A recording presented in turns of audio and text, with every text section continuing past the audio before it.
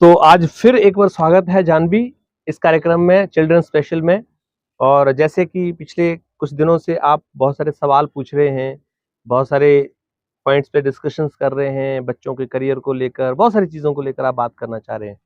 तो आज का आपका प्रश्न क्या है, वो आप बताएं ताकि हम दर्शकों को साथ लेकर चलें। जो बच्चे होते हैं ना, कुछ बच्चों का ध्यान पढ़ने में स्कूल में एकदम अच्छे नहीं होते कभी कभार पढ़ने में, है ना।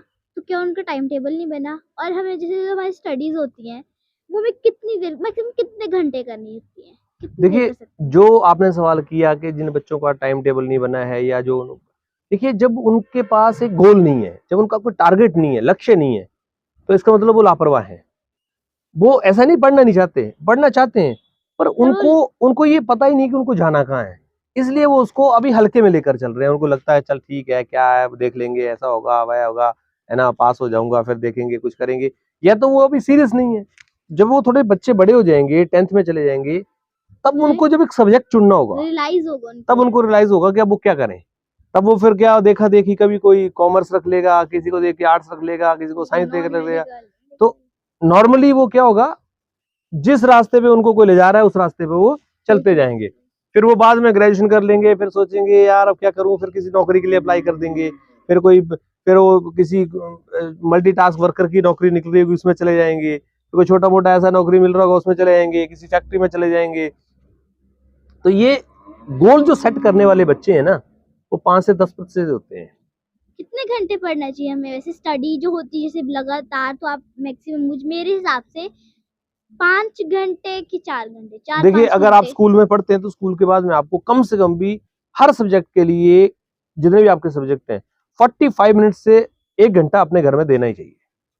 ठीक है। मतलब अगर आपके 6 सब्जेक्ट हैं तो आपको लगभग 4 घंटे 5 घंटे पढ़ाई को देने ही चाहिए, अगर आपको जिस लक्ष्य की आप सोच रहे हैं उस तरफ जाना है। और फिर उसके बाद अपनी फिजिकल एक्टिविटी जो मर्जी करो। फिजिकल एक्टिविटी का भी टाइम निकालना पड़ेगा।